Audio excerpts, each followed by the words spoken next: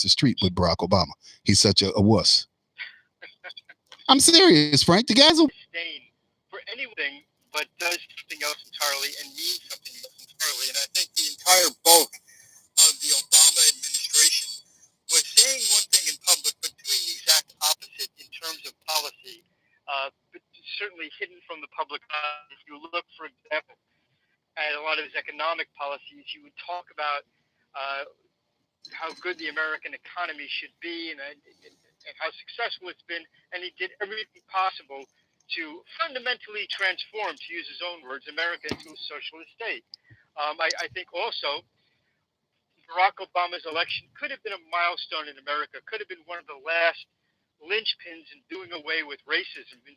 why?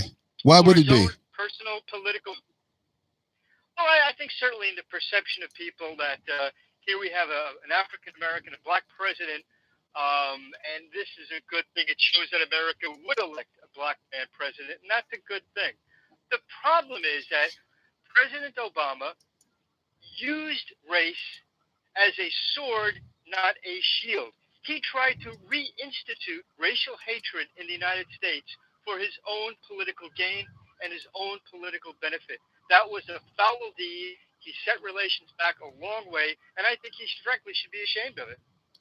Well, how do you think he set race relations back?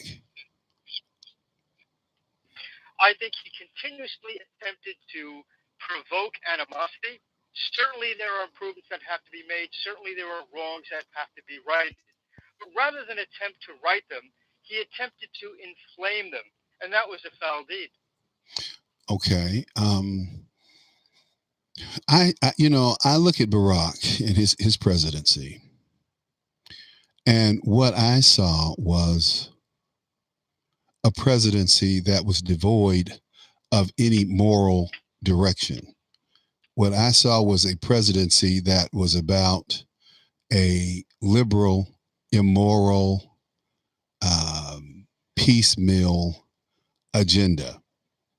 He had one agenda when he came into um, office, according to David Axelrod, and that was to bring the LGBT community into the mainstream. While he said that he would not address any issues for Black Americans, he was very clear about that. But he never said that about these. I think there were two peas in a pod.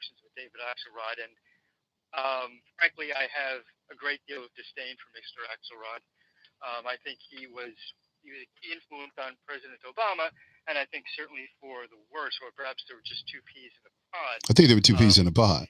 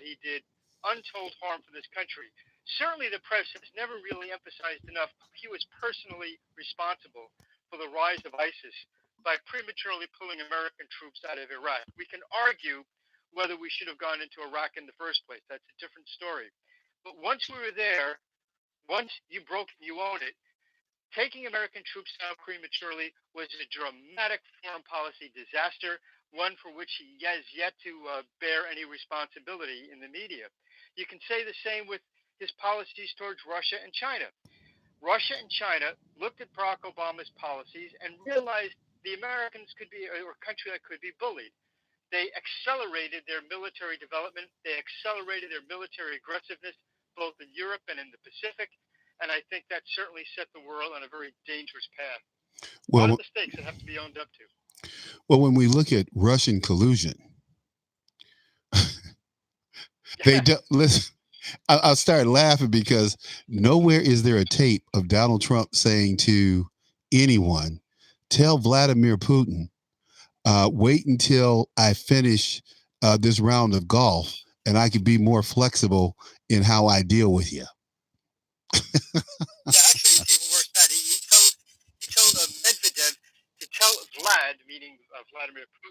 that after I'm reelected, I could be more flexible. Certainly, his policy was one of abject surrender to Russia's foreign policy goals. And again, the tragedy is we don't have that discussion in the public square, except for great programs like yours. Well, And that's a real, real disservice to the American people. well, it's not only a disservice to the American people, it's a disservice to the world.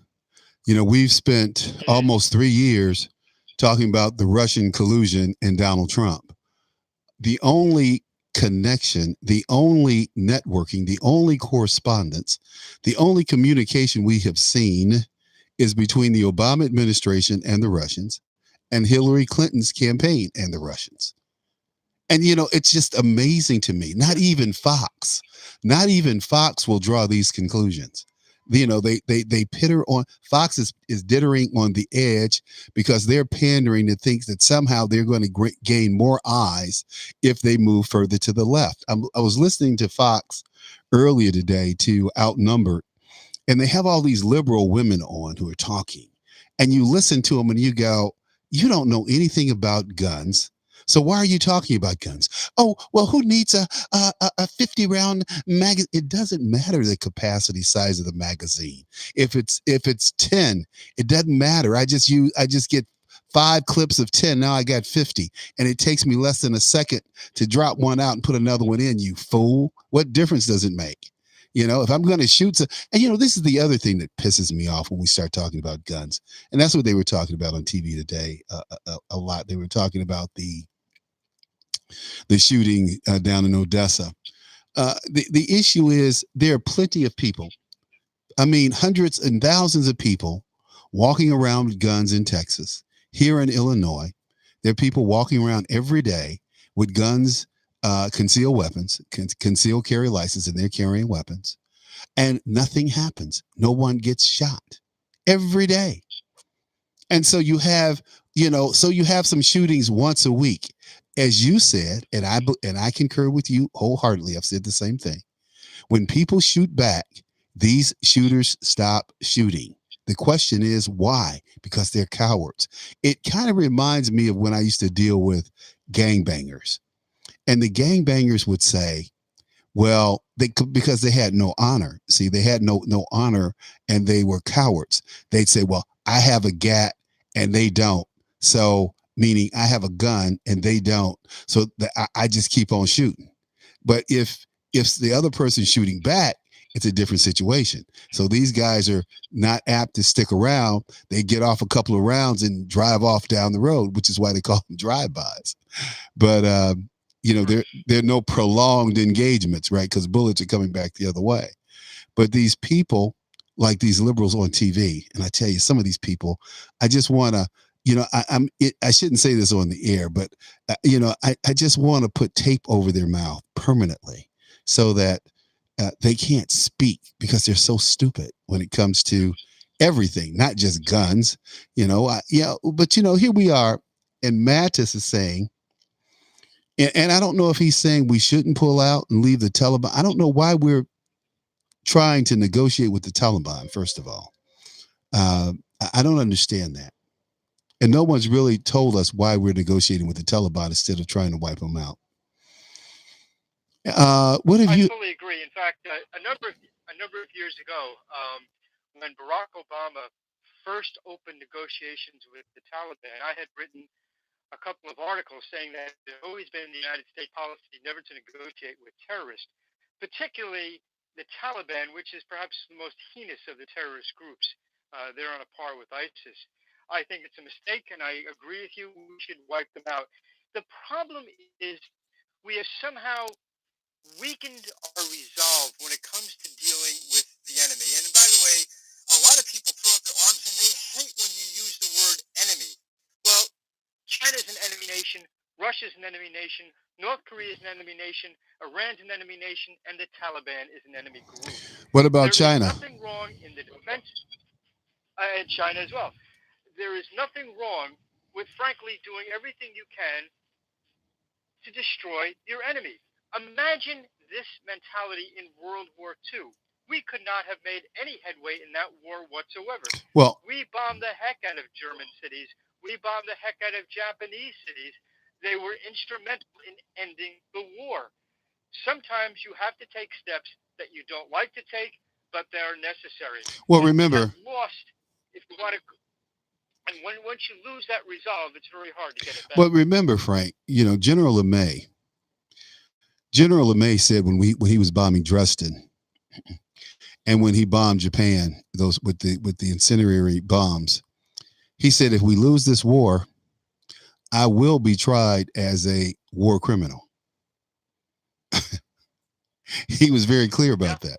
And at the time I read it, because I was all red, white, and blue, and a fresh ensign, a fresh naval officer, and he was a hero. In fact, General LeMay had just resigned when I got in college. He just resigned from the Joint Chief of Staffs. People don't realize this guy was part of the Joint Chief of he Staffs was around for a long time. long time, Yeah. man, long time. So I'm listening. I'm reading this thing on LeMay, and I see this little flick, and he's going, well, he's chewing on a cigar. Well, if we lose this war, I'll be a war criminal. And I'm thinking, why would this hero be a war criminal? Well, because he killed so many civilians, in these bombings, right? So, Well, you go all the way back to General Sherman in the Civil War, who I believe said it's a good thing war is a terrible thing, otherwise we do it more often. Um, Sometimes you do things that are rough because in the long run you will shorten the war. A lot of revisionist historians have written home saying how terrible Hiroshima and Nagasaki was. The reality was, if it wasn't for Hiroshima and Nagasaki, millions of American lives and possibly tens of millions of Japanese lives would have been lost in the planned invasion of Japan. That would have been a horrendous thing. So you have to take rough steps at times to achieve an appropriate end and to actually reduce the amount of killing and suffering. well, yeah, and you look at I look at anyway. The first president who tried to act as if he were commander in chief is that little wimp Truman, Harry Truman. He was the first president to take over from his generals and step his generals down and try to direct the war. Think about it. He actually tried. He relieved MacArthur, and he started directing how we would fight the Korean War. That's why we lost. The next big conflict. You wonder, with the benefit of 2020 hindsight and considering what a existential threat China has become, you have to wonder how the world might have been different if MacArthur had been given the leeway to bring the war to China. Frankly, at the time, which was a lot Well, weaker than it is now. they didn't want to because the military industrial complex needs China. It's just like, why are we doing business? This is what I was thinking about this today. I'm watching this woman she's talking about China, and she's on Fox Business, right? And so, okay, so she's on Fox Business talking about China. And I'm listening to her, and she's talking about how the Chinese will come to the table if there's an equitable respect, and she's going on and on and on. And I'm thinking to myself, okay, That's totally wrong. That's totally wrong. China doesn't want equity. China doesn't want fair. China wants the upper hand in all okay. things. So if you look at their trade policy, that's just okay, absurd. okay. So this is what she's a host and she's a host on the China state backed TV, right? And so this is what she's saying, and I'm thinking to myself, why are we funding China's ascension to be our rival? They've stolen. I mean, if you look at if you look at their carriers, if you look at their aircraft, they've stolen our designs, they've stolen our intellectual property, and this woman has the nerve to say that Chinese students are being targeted as spies and they are spies. So, the question becomes not if they're spies, it's just who's a spy and who's not, because they're sending technology back to the motherland. And for years, we've been so complacent about calling these people out for who and what they are. But think about the major crime busts over the last 10 years have all been Chinese working for our countries who've come here, gone to school, and they're sending technology back to China, and they put them in prison. BFD. Who cares? I mean, the damage has already been done. But the other side of it, Frank, is the other side of it is the people, their families are safe because they've completed their missions for the Chinese government.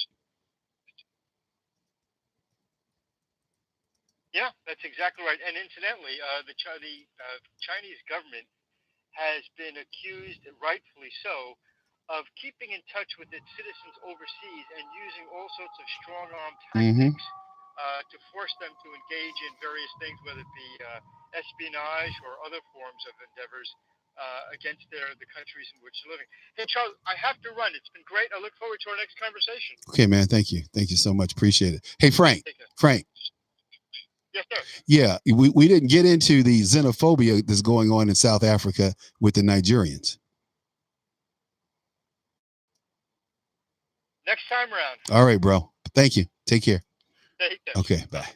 Hey, look, folks, we're gonna we're out here broadcasting on Facebook. You can get us on Facebook, Charles Butler Conservative. You can pick us up on maybe you can, maybe you can't. I don't know. This thing is messing up on Facebook, but anyway,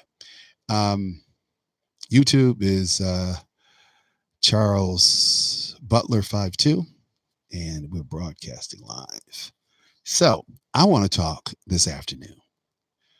I want to take a minute to talk about something no one's talking about, and it would be called racism if it were here in America, because on our border, we're being accused of being racist and using racist tactics against human beings. And they go on and on and on and on.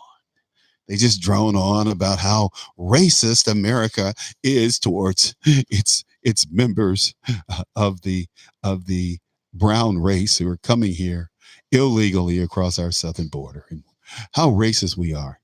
Well, I'm black. I don't have one iota of compassion for those people.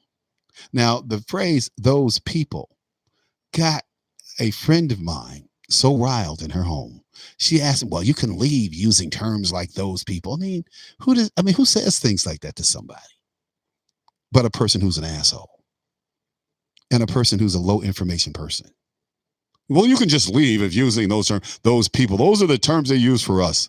Well, the difference is those people use for Black American citizens versus those people use for illegals who are coming across the border, raping, murdering, bringing measles, mumps, tuberculosis, dengue fever, and are so damn illiterate, they don't even understand Spanish. That's how dumb they are. Why do we want them in this damn country? What can they contribute? And then people go, well, they do jobs that Americans don't want. And I said, what, like pick fruit in Chicago? I mean, this is Labor Day, baby. Last days of summer. What fruit are you going to pick 2 months from now? 3 months from now? It's all bullshit. These illegals are taking manufacturing jobs. They're taking construction jobs. And they're not being held accountable. So where are these government entities that should be kicking these people out? Oh, no, they're sanctuary cities. Well, we support our illegals. We need to get our illegals jobs. A black man can't buy a damn job on a construction job. I saw a black man this morning on a construction job. We happened to be getting in the elevator. They're putting in new gas pipes here in the city of Chicago. So I saw this young black man. He's in his early 30s, and he hops in the elevator with me. He's in his construction gear. I said, man, who did you have to pay to get that job? He looked at me. He said, sir, I had to pay my union. I said, well, I thought so. I said, well, it's good to see a black face on these construction jobs. Now, I can tell you this, and I don't care whether it's here in Chicago or it's in Miami, Florida, or if it's in uh, Los Angeles or Washington, D.C., you're not going to see many black faces on these jobs, one. And it's not because black men don't want these jobs. Like a friend of mine tried to tell me this weekend, black men don't want menial jobs. They quit doing menial jobs. What's menial about a construction job, stupid? So this is a well-paying job. What's menial about being a janitor? A janitors' jobs put much food on black tables, many roofs over black families, and put many black people through college. Janitor jobs, all gone to Eastern Europeans and Latinos. Oh, and by the way, white Americans, you can't get a job either because you don't speak Spanish or Spanglish or Polish. So you can't communicate with your work crew. So you can't get hired either. So don't just think this is a black thing. I keep telling people, black folks and white folks built this goddamn country. We built it from the ground up. Booker T. Washington was very clear about that in his Atlanta speech. It's called the Atlanta Exposition Speech, but history calls it the Atlanta Compromise Speech. Now, why is that? Because there's nothing compromising in the damn speech. Nothing at all. It's a speech about working together, blacks and whites. Boy. So when you talk about this xenophobia thing, and I'm going to talk about this because this is something that's not being talked about. It's not being talked about in mainstream media for some reason because it doesn't fit the narrative. Why doesn't it fit the narrative? Because it's black on black crime, black on black violence, the black South Africans against the Nigerians. You can't say black Nigerians because Nigeria is a black country. When you have South Africa, it was a white country. It's a black. I mean, it's a black country. I mean, that's what it is. But I just say black South Africans, so you know. But xenophobia, because a lot of you, I bet you don't even know what the term xenophobia means. I bet you don't know what it means, do you? And the term is simple, very, very, very, very simple, very simple. And I'm going to give you the definition of that term. And I'm not going to go to break and come back and kind of tease you, well, wait until after the break and I'll tell you what xenophobia means. I'm not going to take a break today. Had a break all yesterday. We ran a rerun of an interview I did on that French actor, Jussie Smollett. Oh, man, I tell you, you can't make this stuff up. But xenophobia means a fear or a hatred of foreigners, people from different cultures, or strangers. Xenophobia and nationalism can be seen as a reaction to the rise of globalization. I have never been a globalist. I have never been about globalization. So anyway, that's the definition. So you know what xenophobia is. In this country, I always say we had Negrophobia. That's the only phobia we really have, Negrophobia. And it's been a real bear. So as I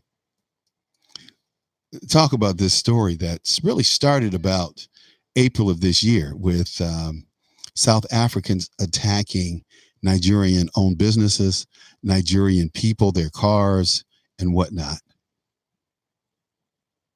It's been very difficult for a lot of those folks to, live and work in harmony.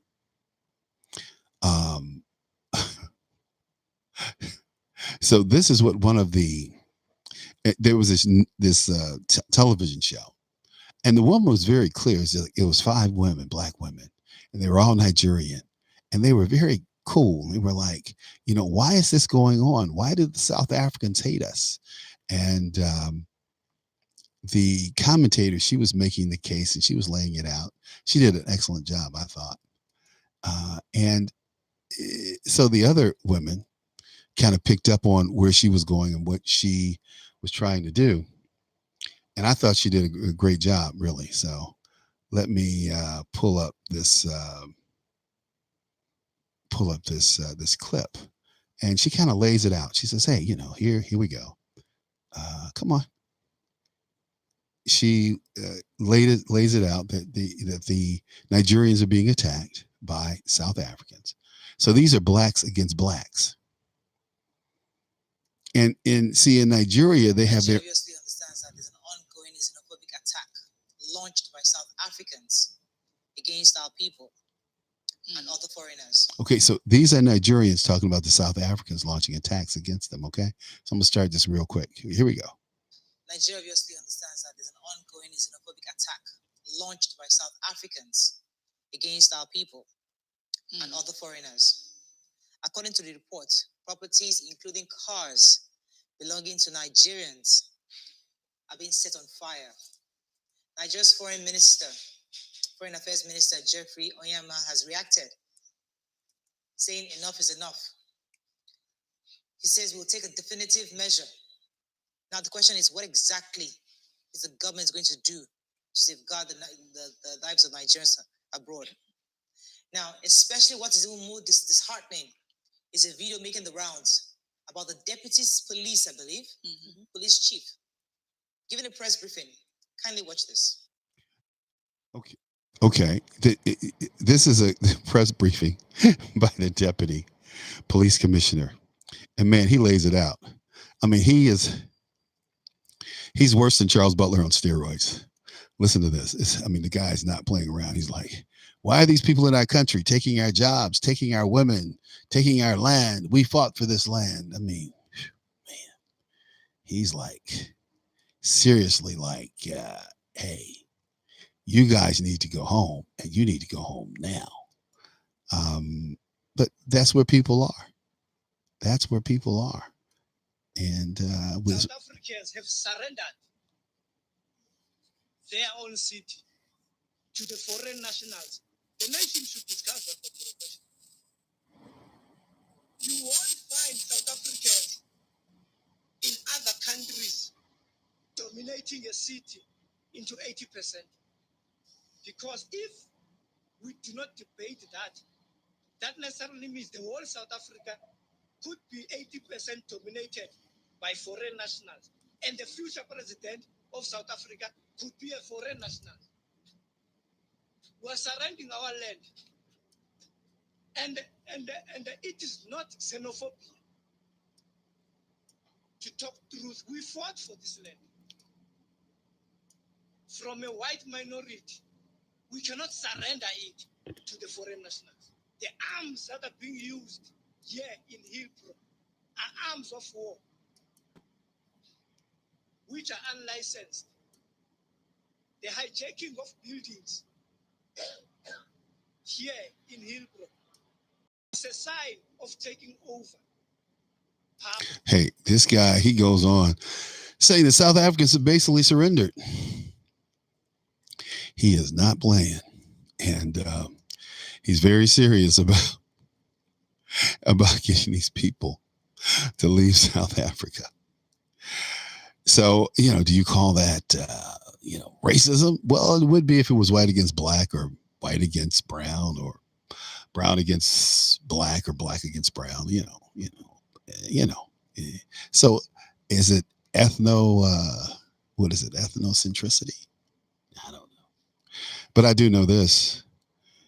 No, trying to kick these foreigners out of their country because they're taking over. The Nigerians are taking over. And then the ladies even said, hey, well, we Nigerians, we're loud, we're aggressive, we're forceful. We probably shouldn't, be so aggressive and pursuing opportunities in South Africa. And this lady was very clear. She's like, until I saw this interview, and she was watching this interview in this show, she said she didn't understand how the South Africans felt, but they have a right to feel that way. That's what this lady said. She's a Nigerian. It was interesting. So shouldn't Americans have the right to feel that way too? The question is absolutely. The answer is absolutely yes. We should feel that way. I know I certainly feel that way.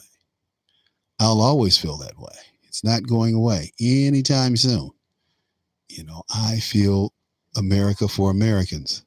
And everybody else get the hell out. That's how I feel. That's where I am. Now, other people may be in other places, but that's where I am.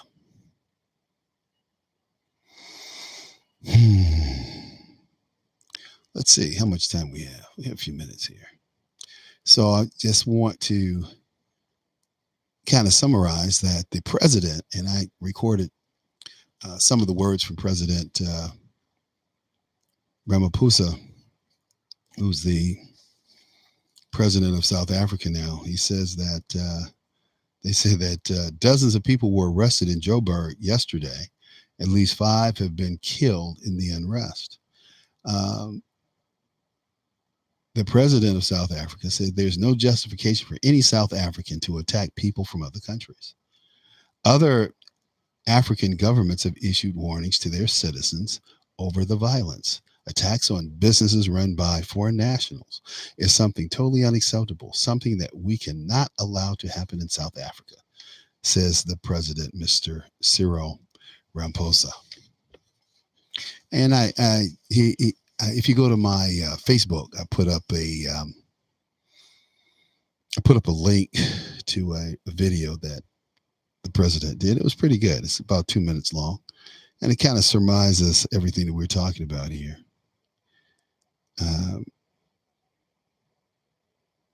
But the police yesterday fired tear gas and rubber bullets and stun grenades in an attempt to quell the unrest yesterday and the surge in violence, which also saw mobs loot shops, torch vehicles, target lorries, and that have been driven by foreign nationals, meaning cars, lorries.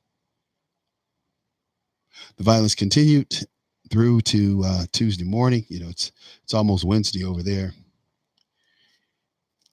It said some angry residents in the city of Joburg are calling on the government to deport undocumented migrants.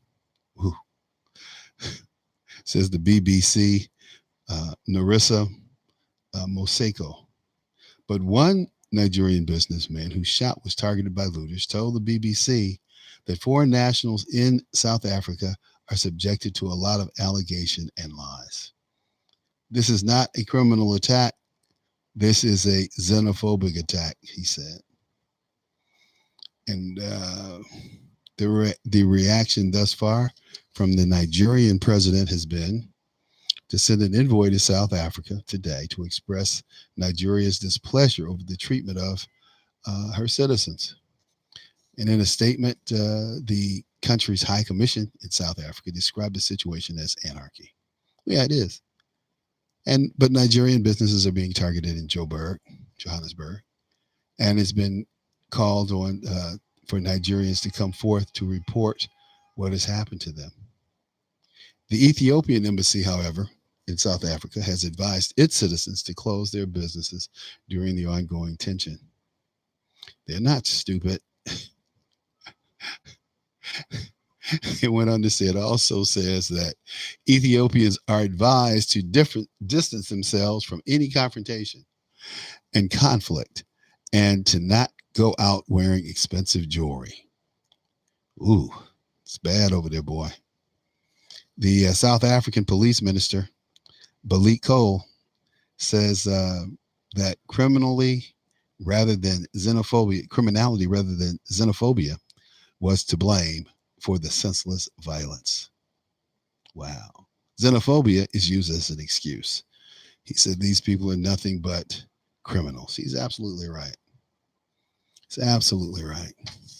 Now, for a quick story that you probably haven't heard of, because like I said, the mainstream media doesn't cover things that some of these things I think, we need to bring into the forefront and discuss and kind of kick them about, from time to time.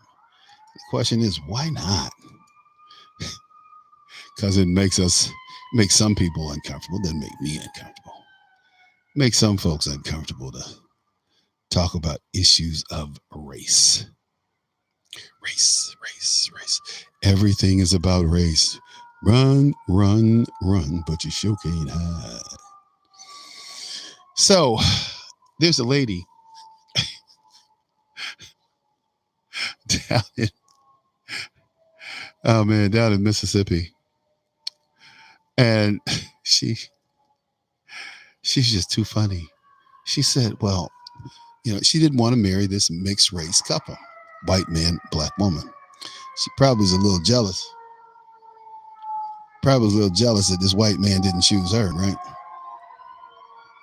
You have to excuse all that noise in the background if you hear it, because it's crazed. Really crazed. Run, run, run, but you sure can't hide. Let's see. So the lady made these comments about mixed race marriages, and I thought it was hysterical.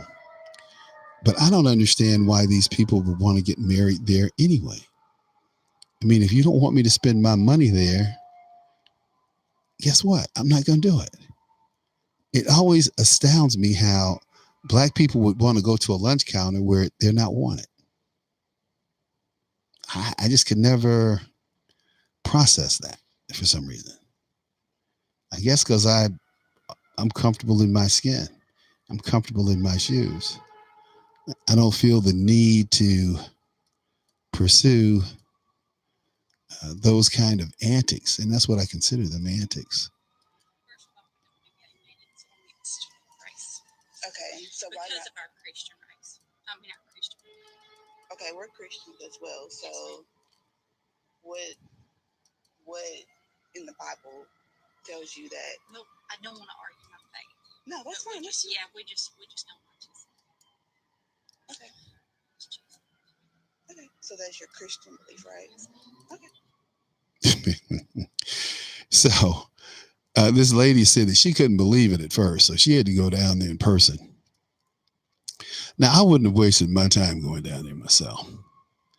But this lady, she goes down and confronts this white lady and takes a picture of her and all that stuff, And so they came up and they apologized that she said she consulted with her pastor and there was nothing that she found about races not mixing, not marrying. Because what this white woman's going to understand is that Jesus Christ was black. All she has to do is read Revelations, first chapter, 13 through 16 verse. Jesus Christ was a black man. Oops. I mean, do white people really think in this day and age that Jesus was white? Yeah, because it's ingrained every day that Jesus is white. Jesus was not a white man. We're talking about people of color here. Let's be clear. White people can try to act like they were dominant. They were the dominant race. No. The white guy went to the Holy Land to bring Christianity back to the Holy Land and bring Muslims. And guess what? They got their butts whipped. They got their butts whipped and sent home. Okay. But we are not taught that in when we talk about the Crusades. We talk about the Dark Ages. Well, the rest of the world didn't have a dark age. China didn't have a dark age. Africa didn't have dark ages. Oh man, and don't get me started on that Catholic Church. Man, that is something. That's something I don't even want to begin to talk about today. Because if I start talking about it, some people may cry. But that is one racist religion there. One racist sect of a religion there, I'll tell you. So this lady in Mississippi tried to get this wedding done, and she couldn't get it done because she's black, and her soon-to-be husband is white. So I'm thinking to myself, why, in God's name, would either one of these people want to get married in this church or in this little event hall? Go to a park. Have a nice spread. Spend that money on a honeymoon, dude. Hello. Instead, they're trying to spend their money with these white people. Oh, girl, I had my wedding down at this white folks' place, and it was just, I'm spending my money with these white people.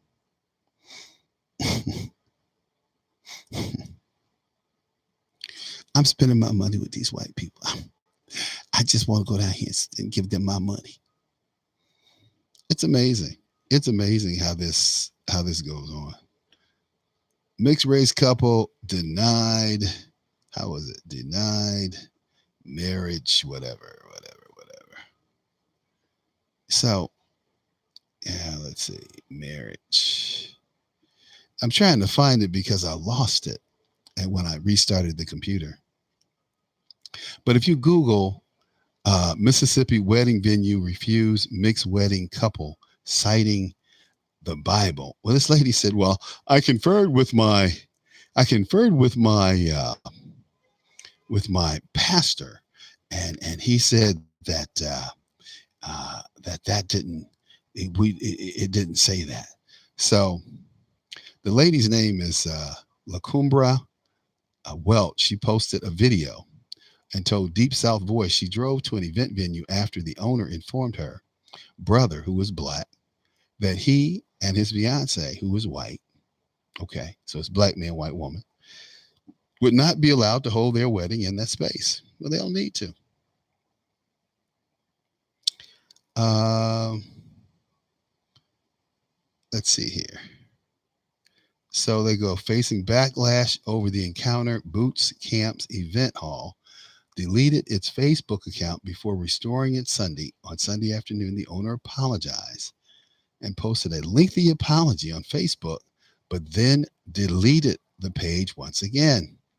The now deleted post, the administrator of boot camp described the meeting with her pastor and discovering that no passage in the Bible explicitly condemns interracial marriage, but it does condemn gay marriage. The revelation was apparently quite surprising for the author, who referenced being taught that races should remain separate while growing up.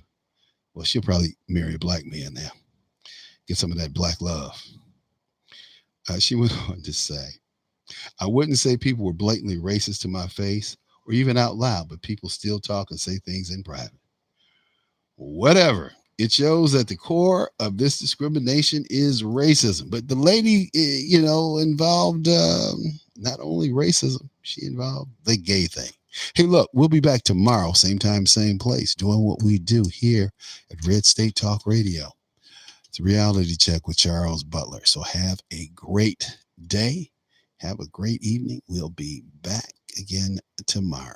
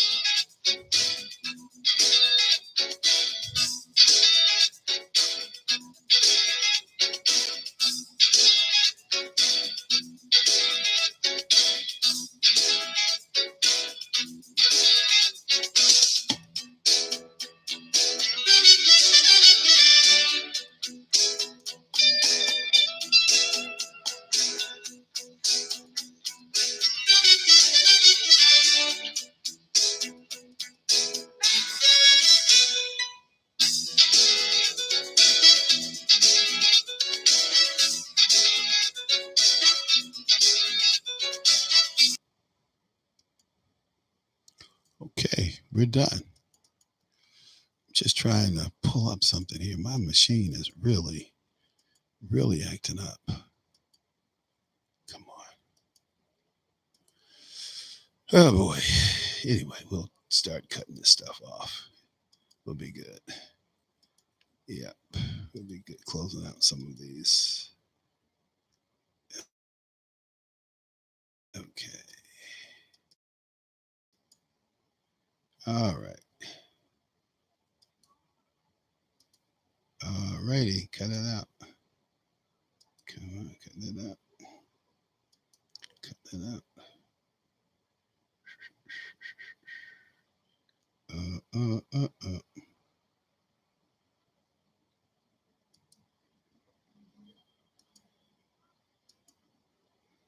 Mm-hmm.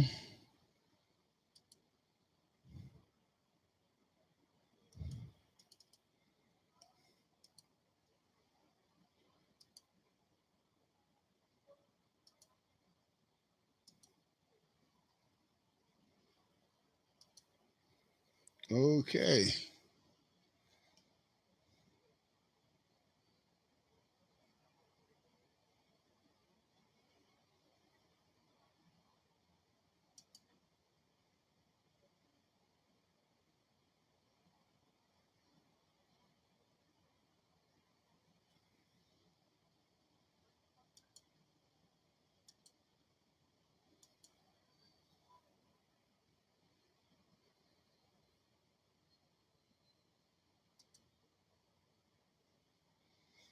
Mm.